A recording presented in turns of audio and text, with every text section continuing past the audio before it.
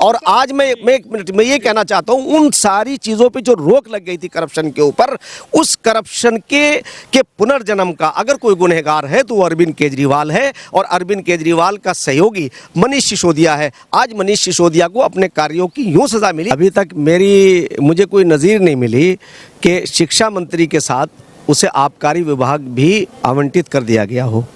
यानी आज तक अगर वो इतने बढ़िया शिक्षा मंत्री थे तो इतने ही बढ़िया वो शराब के विक्रेता भी निकले।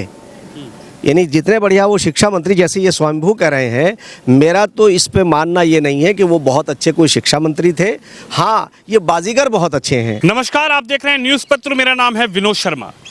ईमानदारी का दम भरने वाली आम आदमी पार्टी के नेता मंत्री भ्रष्टाचार के आरोप में जेल में जाते हुए नजर आ रहे हैं। मेरे साथ सम्मून काशमी साहब हैं, जो आम आदमी पार्टी जो केजरीवाल ने बनाई है, अन्ना मूवमेंट के समय पे काशमी साहब भी, मुफ्ती साहब भी साथ में थे, लेकिन बाद में बदल गया, आम आदमी पार्टी बन गई। लेकिन इनका इस पूरे मुद्दे पर क्या कहना है?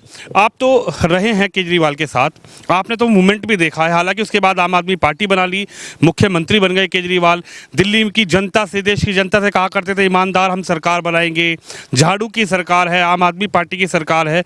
लेकिन ये कैसी आम आदमी पार्टी की सरकार है? कौन सी ईमानदारी है जो लगातार मंत्री जेल में जा रहे हैं, और अब तो उप मुख्यमंत्री खुद जेल चले गए? 2000 से जी हमने अलग अलग लोग काम कर रहे थे। हमने 2000 से उस वक्त से काम शुरू किया जब देखते थे हम कि लोग परेशान होते थे और करप्शन कहाँ कहाँ होता था कि एक आम आदमी जब एक सर्टिफिकेट बनवाने के लिए आता है, राशन कार्ड बनवाने के लिए आता है, तो वो पटवारी से गुज़रता है, तो जिसे हम सी ग्रेड बोलते थे। तो वहाँ से ये करप्शन के ख़िलाफ़ अलग अलग लोग काम कर रहे थे। तो अरविंद केजरीवाल भी उस वक्त मनीष सिसोदिया अपने एनजीओ कबीर और ये पीसीआरएफ के ज़रिए से काम कर रहे थे। और हम लोग सर्वधर्म एकता संघ के नाम से हम सांप्रदायिक सौहार्द, पल्स पोलियो अभियान, नेशनल कार्यक्रम और कन्या भ्रूण हत्या, जिसमें हमारे 750 बच्चियों पर 1000 बच्चे पैदा हो रहे थे और 750 बच्चियां रह गई थी। तो उन्हीं दरमियान में 2006 में 2002 में ही, और फिर उसके बाद 6 में आदरणीय स्वामी रामदेव जी के साथ में गुफ्तगू हुई, उनसे मिले और एक लंबे समय आपने काम किया। लेकिन आज की अगर स्थिति में आपसे जानूं, मुफ्ती साहब क्या कहेंगे? अब पहले सत्येंद्र जैन जेल में रहे, जेल से नई नई वीडियो निकलती हुई आई, लेकिन मनीष सिसोदिया के लिए केजरीवाल कहते रहे कि ईमानदार है मनीष सिसोदिया, बीजेपी फंसा रही है। लेकिन आखिरकार मनीष सिसोदिया को सीबीआई ने अरेस्ट कर लिया, मनीष सिसोदिया जेल चले गए। क्या कहेंगे आप इस पर? हाँ, मैं वहीं पे वही बात कहना चाह रहा हूँ कि मनीष सिसोदिया और अरविंद केजरीवाल कितने चालाक हैं, इनके बारे में बताना चाह रहा था। कि मैं ये कहना चाह रहा था कि श्री श्री रविशंकर जी जो आर्ट ऑफ लिविंग के संस्थापक हैं, और स्वामी रामदेव जी जो पतंजलि के फाउंडर हैं, और आचार्य बालकृष्ण जी, और इसी में इसी कड़ी में जो है स्वामी अग्निवेश जी भी थे और वो स्वर्गीय हो गए, और मैं मुफ्ती शमून कासमी और अग्निवेश जी, और हमारे स्वर्गीय शांति भूषण जी जो अभी जिनकी भी डेथ हुई है, और प्रशांत जी भी उनके बेटे मौजूद हैं, और किरण बेदी जी। तो ये पूरा एक ग्रुप था जो हम सब लोग मिल कर के करप्शन के खिलाफ जन लोकपाल की हमने मांग की थी। उन्हीं बीच में हमारे ये दोनों वॉलंटियर थे, यानी दोनों, अगर कम एज के आप कहें तो अरविंद केजरीवाल और मनीष सिसोदिया, उसमें कुमार विश्वास जी भी और संजय सिंह, हम सब लोग थे। तो एक कोर कमेटी बनती है। उस कोर कमेटी में मैं अकेला मुसलमान था, एज ए मुस्लिम के, मगर मैंने हमेशा अपने आप को भारतीय समझा है। और उस ज़माने के अंदर अरविंद केजरीवाल को मैं आज ये बात कहना चाह रहा हूँ कि मेरे पास कांग्रेस की तरफ से ऑफर आई कि हम तुम्हें राज्यसभा तक दे देंगे, और आप इसमें खड़े होकर सिर्फ ये कह दो कि ये आरएसएस का प्रायोजित है। मैंने उस वक्त ये कहा था कि ये आरएसएस भी इस देश का एक राष्ट्रवादी संगठन है, वो उसे हम नज़रअंदाज नहीं कर सकते। तो अरविंद केजरीवाल हाथ जोड़ के खड़े हो गए और कहने लगे कि भाई आपके ऊपर जो दबाव पड़ा है, मैं तो आपकी ईमानदारी के बारे में मैं ये कह सकता हूँ कि हम लोगों के साथ में बहुत ईमानदार लोग हैं। तो मुझे, यानी अन्ना हज़ारे और मैं, यानी ये हम दो ऐसे व्यक्ति थे कि जिनके पास कोई सामर्थ्य नहीं था, और सीबीआई और आईबी उस ज़माने की जो है हमारे पीछे आई, उन्होंने हमारी सारी इंक्वायरी की, तो उसमें ऐसे लोग थे कि जो क्लियर आकर के सामने खड़े हो गए थे।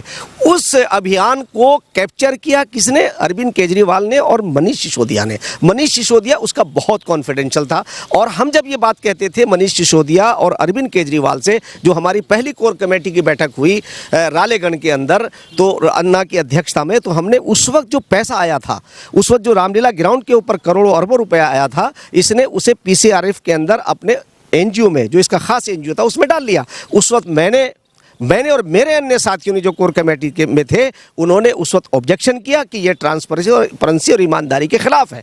तो उसका नतीजा ये हुआ कि ये आदमी बराबर लगातार अपने आप को मजबूत करता चला गया, और पूरे आंदोलन को इसने कैप्चर कर लिया। और कैप्चर करने के बाद आज वो चेहरा, बरसों के बाद, 12 साल के बाद वो सारी चीज़ें सामने आई है। आज देश को मैं ये बताना चाहता हूँ कि इसने हमारे कमज़ोरियों का नाजायज़ फ़ायदा कैसे उठाया, कि जैसे 200 यूनिट फ्री कर दी, जैसे पानी फ्री कर दिया। उसने यहाँ के लोगों की साइकोलॉजी को समझा, और उस पर इलेक्शन में जैसे नेता वादा करते हैं, उन्होंने उन नेताओं को भी पीछे छोड़ दिया, जहाँ से नेताओं का षड्यंत्र यानी उनकी मक्कारी ख़त्म होती है, इसकी मक्कारी वहाँ से शुरू होती है। और उसका नतीजा ये हुआ कि ये भूल गया था कि ये देश संविधान से चलता है, और इस देश पर जो नज़र है वो ऊपर वाले की है, तुम बच नहीं पाओगे। और इन्होंने करप्शन दर करप्शन जिस तरह से किया है, जिस तरह से उसकी लूट मचाई की है, वो सीधी सी बात है कि इन्हें तो सलाखों के पीछे जाना ही था।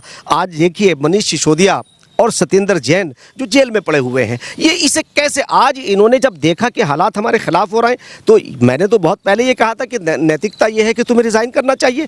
अब ये रिज़ाइन कर रहे हैं, कब कि कहीं इनके हाथ से ये सारी चीज़ें ना निकल जाएं। तो इसलिए विनोद जी, मैं आपसे कहना चाहता हूँ कि अरविंद केजरीवाल और मनीष सिसोदिया जिस तरह से इन्होंने मिसयूज़ किया है, तो मैं इस पर एक पंक्ति कहना चाहता हूँ किसी शायर की, कि इनकलाब पसे इनकलाब आएगा, कहीं से आए सितम का जवाब आएगा। वो सितम का जवाब आ गया। इन्होंने उस वक्त उन हालात के अंदर इन्होंने देश को धोखा दिया जब देश में परिवर्तन की लहर चल रही थी, और देश के अंदर जितनी भी राजनीतिक पार्टियां हैं, उन्होंने अपने उन वर्कर्स को, उन नेताओं को पीछे करना शुरू कर दिया था कि जो करप्ट थे, और अच्छे लोगों को आगे लाना शुरू कर दिया था कि ताकि देश के अंदर एक अच्छा माहौल बन सके। और यही वजह थी कि हमारे प्रधानमंत्री ने भी आते ही कहा था कि हम करप्ट लोगों को अलग करेंगे।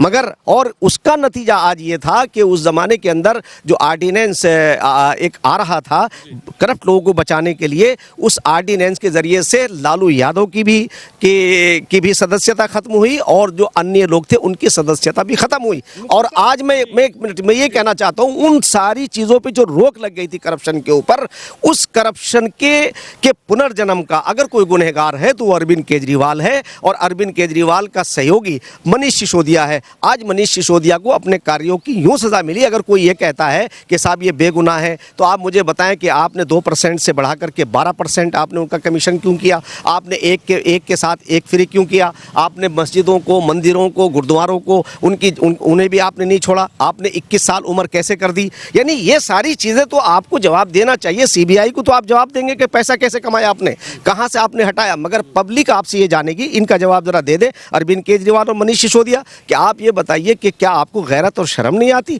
कि देश को आप नशे की तरफ धकेलना चाहते हैं? क्या यही पर इसी परिवर्तन के लिए आए थे? मैं तो आज ये कहता हूं कि उस ज़माने के अंदर जब 2014 के अंदर यहाँ एक परिवर्तन की लहर चल रही थी, तो उस वक्त अगर ये उस वक्त की कांग्रेस अगर रिपीट कर जाती तो ये करप्शन इतना फैल जाता जो आज कम हुआ है। मैं तो इसके लिए आभार प्रकट करता हूं अपने नरेंद्र भाई मोदी जी का कि उस वक्त के आज के प्रधानमंत्री श्री नरेंद्र मोदी जी ने एक नारा दिया, सबका साथ, सबका विकास और सबका विश्वास, और लोगों ने उनके नारे पर यकीन किया, और आज देश के अंदर परिवर्तन की लहर भी चल रही है। तो वो जो अरविंद केजरीवाल को जो उस अन्ना मोमेंट को लानी थी, वो परिवर्तन की लहर नरेंद्र मोदी जी के जरिए से आई और इन्होंने जो करप्शन किया उसकी सजा तो इन्हें मिलनी ही मिलनी थी। ने नरेंद्र मोदी की बात की, प्रधानमंत्री की बात की, लेकिन अरविंद केजरीवाल भी प्रधानमंत्री की बात कर रहे हैं। केजरीवाल कह रहे हैं कि मैं 6 महीने से चिल्ला रहा हूं कि मनीष सिसोदिया को गिरफ्तार किया जाएगा। मनीष सिसोदिया के पीछे सीबीआई लगा दी गई है। मनीष सिसोदिया हमारे सबसे बेस्ट शिक्षा मंत्री हैं और शिक्षा मंत्री के पीछे सीबीआई इसलिए लगा दी गई है क्योंकि मोदी डर गए हैं, भाजपा पूरी डर गई है केजरीवाल से, ईमानदार केजरीवाल से, ईमानदार मनीष सिसोदिया से। हम उस ईमानदार से आज ये तो पूछना चाहते हैं, आज मुझे मौका है ये बात करने का। मेरा एक सवाल है, वैसे मैंने पहले से कहा था कि जब मैं माननीय मुलायम सिंह से मिलकर के जन लोकपाल की बात कर रहा था तो आपने ये कैसे कह दिया था कि मैं मुलायम सिंह से जाके मिल रहा हूँ और मैं जाकर के आपकी जो है खबरें लीक कर रहा हूँ। अगर हम ईमानदारी के साथ जन लोकपाल की बात कर रहे थे तो मुलायम सिंह यादव ने उस वक्त ये बात कही थी कि जितने नॉन कांग्रेसी चीफ मिनिस्टर थे उन सबके पीछे कांग्रेस ने जो है सीबीआई लगाई और उन्हें परेशान किया, यानी आय से ज़्यादा मुकदमे उनके ऊपर किए। तो हमने उनसे कहा तो फिर आप जन लोकपाल से क्यों भाग रहे हैं? तो माननीय स्वर्गीय मुलायम सिंह जी ने कहा कि नहीं नहीं, मैं बिल्कुल मुखालिफ नहीं हूं जन लोकपाल का और मैं बराबर उसमें जो है हिस्सादारी करना चाहता हूं। तो उस वक्त अरविंद केजरीवाल को ये मैं आपको एक मिसाल नहीं अनेकों मिसाल दे सकता हूं। जब मुंबई के अंदर हमारा आंदोलन चल रहा था तो इन्हें मालूम हुआ कि अगले दिन जब क्राउड कम आया और अब स्वामी रामदेव जी आने वाले थे तो अरविंद केजरीवाल और मनीष सिसोदिया दोनों जब वहां बैठे हुए तो कहने लगे कि कल क्राउड आ जाएगा स्वामी रामदेव के तो क्रेडिट वो ले जाएंगे। तो ये तो क्रेडिट लेने की जंग लड़ रहा था। जब हमने ये देखा कि ये तो ईमानदारी के नाम पे एक बेहतरीन बेईमान हमारे बीच में आ गया और उन सारी चीज़ों को आज सीबीआई जो हमारी निष्पक्ष एक एजेंसी है जिसके ऊपर जब भी कोई मामला होता है तो देश के चारों तरफ से आवाज़ उठती है कि सीबीआई इंक्वायरी कराई जाए, सीबीआई इंक्वायरी कराई जाए। तो बीजेपी करवा रही है सीबीआई को बीजेपी भेज रही है। मनीष सिसोदिया के पीछे बीजेपी ने सीबीआई लगाई है। नहीं, ये तो जब ये जैसे आपने कहा कि अरविंद केजरीवाल ये कह रहे थे 6 महीने से कि मैं तो पहले ही कह रहा था कि गिरफ्तार करेंगी, तो उसे तो पता था ना कि जो करप्शन कर रहे हैं कि एक ना एक दिन सीबीआई आके घर आएगी घर। तो जो वो कहते हैं ना एक रोज एक लड़का कहा करता था कि भेड़िया आ गया, भेड़िया आ गया, एक दिन भेड़िया आ ही गया। वो रोज ये कहा करता था कि भेड़िया आ गया, भेड़िया आ गया। तो लोग यकीन नहीं करते थे। एक दिन इत्तेफाक से वो चिल्लाया कि भेड़िया भेड़िया भेड़िया आ गया, तो लोगों ने कहा ये तो ऐसे ही शोर मचाता है। वो भेड़िया आया और उसका काम तमाम कर गया। तो इसलिए आज सीबीआई के बारे में अरविंद केजरीवाल ये बात जानता था। अरविंद केजरीवाल जी हमारे ये जानते थे कि सीबीआई से तुम बच नहीं पाओगे और इन्होंने जो काम जो करप्शन कर दिया था वो उसे लेबल कर नहीं पाए। तो इसलिए उन्हें अब उन्हें कोर्ट में जाकर के उसे फेस करना चाहिए। नहीं, अगर चलिए आखिरी सवाल की तरफ हम चलेंगे। एक सवाल आपसे ये है, लगातार आम आदमी पार्टी ये कह रही कि हमारे बेस्ट शिक्षा मंत्री, बेहतर शिक्षा मंत्री को सीबीआई से अरेस्ट करवाया गया है, लेकिन आप क्या मानते हैं, बेस्ट शिक्षा मंत्री या फिर वो आबकारी मंत्री जिसने ऐसी पॉलिसी बनाई कि एक के साथ एक फ्री बोतल, एक के साथ एक फ्री पौआ, एक के साथ एक फ्री पेटी, और उसको पीकर कम से कम दिल्ली और एनसीआर की आधी से ज्यादा जो जनरेशन थी, लगभग 70 से 80% जनरेशन बिल्कुल खराब हो गई। किसी का लीवर खराब हो गया, किसी की किडनी में दिक्कत आने लगी, क्योंकि जो शराब एक के साथ एक फ्री दी जा रही थी उस शराब से कहीं ना कहीं कई घर भी बर्बाद हुए। तो ये आप कैसे समझते हैं, बेस्ट शिक्षा मंत्री को गिरफ्तार किया गया है या उस आबकारी मंत्री को गिरफ्तार किया गया है जिसने जनरेशन को किस तरीके से बिल्कुल खराब कर दिया? और अच्छी नीति थी आबकारी की तो वापस क्यों ली गई और किसी तरीके से एक अगले दिन ही दोनों को इस्तीफा भी दे दिया गया? नहीं, देखिए आपके सवाल का खुद इसमें जवाब है। दुनिया में जहाँ जहाँ लोकतांत्रिक सरकारें चल रही हैं, अभी तक मुझे कोई नज़ीर नहीं मिली कि शिक्षा मंत्री के साथ उसे आबकारी विभाग भी आवंटित कर दिया गया हो। यानी आज तक अगर वो इतने बढ़िया शिक्षा मंत्री थे तो इतने ही बढ़िया वो शराब के विक्रेता भी निकले।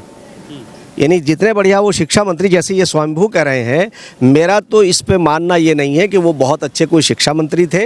हाँ, ये बाजीगर बहुत अच्छे हैं, ये बाजीगर बहुत अच्छे हैं और जिस तरह से ये डुगडुगी बजाना जानते हैं, इन्हें ये सब चीज़ें बहुत आती हैं। अरविंद केजरीवाल को ये बात बहुत आती है कि कैसे लोगों को प्रभावित करना है। मनीष सिसोदिया उसे क्रियान्वित करते हैं कैसे कि आप 2 पट्टी के चप्पल पहनेंगे, सर्दियों में मफलर डाल करके खांसेंगे और उसके बाद जो है आप जहाँ आप दुनिया जानती है कि सेकेंड एसी और थर्ड एसी के लिए जो है वो वहाँ का वेटिंग रूम भी जो है वो एसी होता है। ये वहाँ प्लेटफॉर्म के ऊपर जो है अखबार बिछा करके फोटो उस पर डाउनलोड कर देते हैं। उसके बाद आज वो कांग्रेस जिसने अच्छे उस वक्त काम किया वो ख़त्म हो गई। वो ख़त्म हो गई और आज उसका कोई नाम लेने वाला नहीं है। असेंबली जो है वो बिल्कुल कांग्रेस मुक्त है। तो इसलिए मैं कहना चाहता हूं कि ये फैसला तो देखिए जनता के ऊपर है कि जनता किसे लाएगी और कितना काम करेगी। हम तो ये कहना चाहते हैं कि अरविंद केजरीवाल कुछ अलग करने के लिए आए थे, तो इन्हें अपने आप को पराजित करना चाहिए और अपने उन करप्ट लोगों को अलग करना चाहिए। और रह गई बात, अगर ये कहते हैं, आज भी ये कह रहे हैं, मैं नहीं कहता हूँ इस बात को कि भाई वो अभी कोई आरोप हैं, उनके ऊपर कोई आरोप सिद्ध हो गए हैं, अभी सीबीआई उसकी इंक्वायरी कर रही है, उनसे अभी पूछताछ कर रही है। अगर ये कोई चीज़ सामने नहीं आती तो फेस करें कोर्ट को, और कोर्ट दूध का दूध और पानी का पानी करेगा। इसलिए कि सीबीआई की जो अपनी चीज़ें हैं, मैं तो ये कहना चाहता हूँ कि ऐसे लोग आने चाहिए राजनीति के अंदर, हर पार्टी के अंदर, जो पब्लिक को समर्पित हों। और ख़ासतौर से दिल्ली जैसी जगह, दिल्ली में एक ऐसी जगह है जो पूरी दुनिया में जानी जाती है। तो दिल्ली के अंदर अगर ये सारी चीज़ें होंगी, उटक पटक होंगी और ऐसे लोग आएंगे तो उससे हमारी छवि खराब होगी। हम ये चाहते हैं कि दिल्ली के लोगों को भी थोड़ा सा जागरूक होना चाहिए, उनमें अवेयरनेस आनी चाहिए कि वो खाली जो है फ्री के नाम के ऊपर अपना नुकसान ना करें। आप अपने आप को, अभी भी मैं अरविंद केजरीवाल से बात कहना चाहता हूं कि भाई अपने आप को सुधारिए, अपने आप जो गलतियां कर रहे हो उससे परहेज करिए।